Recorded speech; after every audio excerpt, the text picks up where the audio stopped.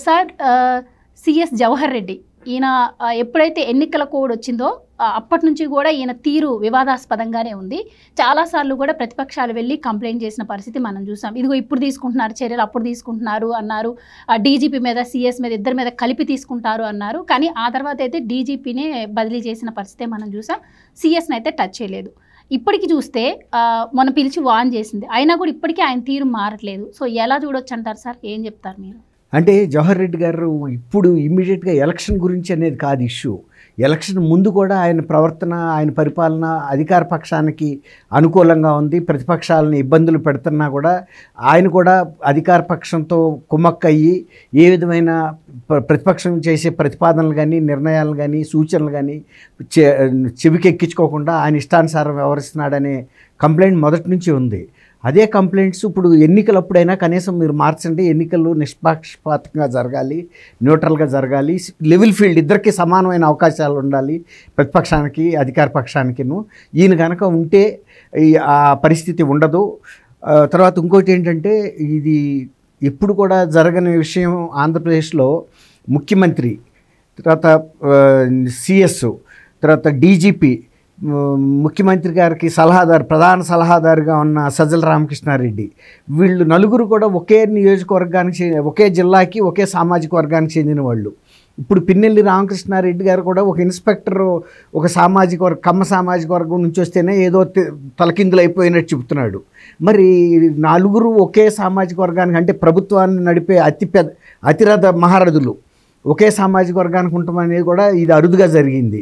వీళ్ళు దానికి తోడు కనీసం నిష్పక్షపాతంగా కనుక వాళ్ళు వ్యవహరించి ఉంటే అసలు ఇట్లాంటి ఆరోపణలు వచ్చేవి కాదు, అనుమానాలు కూడా వచ్చేవి కాదు. కానీ వీళ్ళు నలుగురు ఒకటే కూటమిగా ఉండి ఒకే మాట మీద వెళ్ళటం, ప్రతిపక్షాలని కించపరిచేటట్టుగా ప్రవర్తించటం, వాళ్ళకి అన్యాయం జరుగుతున్నా స్పందించకపోవటం, తర్వాత ప్రజల మీద జరుగుతున్నటువంటి దాడులు కానీ, వాళ్ళ మీద జరుగుతున్న దాష్టికాలకు కానీ స్పందించకుండా నిర్వికారంగా ఉండిపోవటం, ఇది కావాలనే జరుగుతుంది, దీన్ని మీరేంటి చేసేది, మేము దాన్ని పట్టించుకోవాల్సిన అవసరం లేదు అన్నట్టుగా ప్రవర్తించడం, ఇవన్నీ కూడా బిల్డప్ అయింది ఒక ప్రెషర్ అనేది. ప్రతిపక్షాలు కూడా వీళ్ళ నాయకత్వంలో కనుక ఎన్నికలు జరిగితే మనకు న్యాయం జరగదు, అసలు స్వేచ్ఛగా పారదర్శకంగా ఎన్నికలు జరగదనే ఒక అభిప్రాయంతోనే వాళ్ళు కంప్లైంట్ చేస్తే వచ్చారు. ఇంతకుముందు తీసుకుంటే ఏబి వెంకటేశ్వరరావు గారు కూడా ఆయన కేవలం సామాజిక వర్గాన్ని అడ్డం పెట్టుకునే ఇవాళకు కూడా ఆయన వేధిస్తున్నారు. అన్ని ట్రిబ్యునల్స్ కానీ, హైకోర్టు కానీ, ఇతర అన్నీ కూడా ఆయనకు సానుకూలమైన తీర్పులు వచ్చినా కూడా ఆయన్ని రీఇన్స్టేట్ చేయమన్నా కూడా, పునర్నియమించమన్నా కూడా నియమించట్లా. కేవలం ఆయన మీద ఒక కక్షపూరితమైన ధోరణి. అలాంటప్పుడు ఈ నలుగురుగా ఒకే కూటమిగా ఉండి ఒకే మాట మీద ఎలా ఎన్నికలు స్వేచ్ఛగా జరుగుతాయి అనుకుంటారు? ఇవి దీని మీద చేసినప్పుడు చేయగా సెంట్రల్ ఎలక్షన్ కమిషనర్ కూడా అర్థమైంది ఈ రాజేంద్రనాథ్ రెడ్డి గారు ప్రవర్తన బాగాలేదు అని.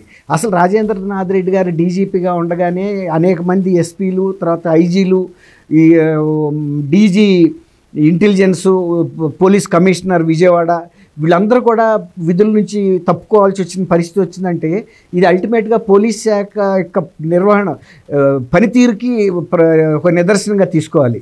దానికి నైతిక బాధ్యత అసలు యాక్చువల్గా డీజీపీ గారు తీసుకోవాలి. ఆయన తీసుకోకుండా కంటిన్యూ అవుతున్నప్పుడు కూడా ఇక అర్థమైంది ఈ డీజీపీలో కూడా ఫాల్ట్ ఉంది, ఈ వ్యవస్థను ఒక రాంగ్ ట్రాక్లోకి నడుపుతున్నాడు అన్న ఉద్దేశం మీద ఆఖరికి ఎట్టకేలకు ఒక వారం ముందు అనగానో 10 రోజుల ముందు ఎలక్షన్కి ముందు ఆయన కూడా తప్పించారు. అప్పుడు కూడా ఈయన్ని కూడా తప్పిస్తారని అనుకున్నారు, ఇప్పుడు తప్పిస్తారా, కొన్ని గంటల్లో ఆర్డర్స్ వస్తాయని. కానీ ఆర్డర్స్ ఏం రాలేదు. తర్వాత ఎన్నికల తర్వాత కూడా ఎన్నికల సంబంధించిన హింసాకాండ కొనసాగింది. ఇప్పుడు ఈ సివిల్ చీఫ్ సెక్రటరీకి ఇందులో సంబంధం లేదు అనుకోవడానికి వీల్లేదు. లా అండ్ ఆర్డర్ అనేది కూడా టోటల్ జనరల్ అడ్మినిస్ట్రేషన్లో ఒక భాగమే. అన్నీ బాగుండే కానీ శాంతి భద్రతలు బాగోలేదంటే పరిపాలన బాగున్నట్టే కదా. శాంతి భద్రతలు కూడా బాగున్నప్పుడే అది సమగ్రంగా పరిపాలన బాగున్నట్టు. కాబట్టి కేవలం డీజీపీ మాత్రమే దీనికి బాధ్యుడు, సిఎస్ కాదు అనుకోవడానికి వీల్లేదు. అందుకే మొన్న ఎన్నికల సంఘం కూడా ఇద్దరిని పిలిపించింది సమిష్టిగా. ఎందుకంటే ఏ ఒక్కళ్ళ వల్ల అవ్వదు. ఇందులో కొంత భాగం డీజీపీ కూడా ఆయనకి ఒక సబార్డినేట్ ఆఫీసరే. తర్వాత ఈ పరిపాలనలో భాగంగా సూచనలు చేసే అధికారం సిఎస్కి ఉంటుంది. తర్వాత ఎక్కడైనా లా అండ్ ఆర్డర్ బ్రేక్ అవుతుందా, లేకపోతే ఇలాంటి ఉద్రిక్త పరిస్థితులు ఏర్పడతాయా, రాజకీయ హింస కాండ చెలరేగుతుందా అనేది సిఎస్ కూడా దృష్టి పెట్టి డీజీని ఎప్పటికప్పుడు అలర్ట్ ఇచ్చుకుంటూ ఉండాలి. కాబట్టి సిఎస్ గారి మీద కూడా అనేక అనుమానాలు ఉన్నాయి. ముఖ్యంగా కేంద్ర ఎన్నికల సంఘాన్ని తప్పుపట్టే విధంగా కూడా ఆయన ప్రవర్తించాడు. లబ్ధిదారులకి ఇచ్చే పెన్షన్ల విషయంలో కేంద్ర ఎన్నికల సంఘం ఒక ఆదేశం ఇస్తే దాన్ని వక్రీకరించి కేంద్ర ఎన్నికల సంఘం పంపించొద్దంది వాలంటీర్లని అని. ప్రత్యామ్నాయ ఏర్పాట్లు చేయమన్నప్పుడు కూడా ఒక సీనియర్ ఐఏఎస్ అధికారిగా ఉండి కేంద్ర ఎన్నికల సంఘం ఇచ్చిన ఆదేశాలని వక్రభాష్యం చెప్పి దాన్ని తప్పుదోవ పట్టించడానికి ప్రయత్నించాడు. అప్పుడు కూడా కేంద్ర ఎన్నికల సంఘం నోటీస్ చేసింది. కానీ ఎంతమందిని మారుస్తారు ఒక రాష్ట్రంలో? ఇప్పుడు ఒకేసారి సిఎస్ని, డీజీని, ఐజీఎల్ని, డీజీ ఇంటెలిజెన్స్ని, ఇంత టాప్ బ్రాస్ని మార్చడం సాధ్యం కాదు. అందువల్ల మరి ఇంకెందువల్ల మనం చెప్పలేము. కానీ కొన్ని ప్రత్యేక కారణాల వలన జరగల. కానీ ఇప్పుడు ఈ హింసాకాండ కొనసాగుతుంది కాబట్టి ఈ సిఎస్ నాయకత్వంలో రేపు కౌంటింగ్ సజావుగా జరుగుతుందా లేదా అనేది ప్రజల్లోనూ అనుమానం ఉంది, వివిధ రాజకీయ పార్టీల్లో కూడా అనుమానం ఉంది. తర్వాత ఇప్పుడు ముఖ్యమంత్రి గారు లండన్లో ఉన్నప్పుడు ఆయన మళ్ళీ ఇవాళ వైజాగ్ వెళ్ళారు. అసలు వైజాగ్ ఇంత పరిస్థితి రాష్ట్రంలో అట్టుడుగుతుంది ఈ హింసాకాండతో.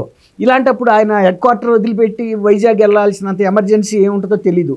అంటే నెక్స్ట్ పరిపాలనా రాజధానిని అక్కడికి మార్చడానికి ఏర్పాట్లు చేయడానికి వెళ్ళాడు అనుకోవాలా, లేకపోతే మరి ఎందుకు వెళ్ళాడు అనేది కూడా అర్థం కావట్లేదు. కాబట్టి అందుకనే వీళ్ళు కూడా ఎందుకు అడుగుతున్నా అంటే సిఎస్ని కూడా మారిస్తే ఎన్నికల కౌంటింగ్ కూడా సజావుగా జరగటానికి ఆస్కారం ఉంటుంది అనేది. Right, thank you so much sir. Thank you అమ్మా గోవర్ధనం, మన వీక్షకులు కూడా.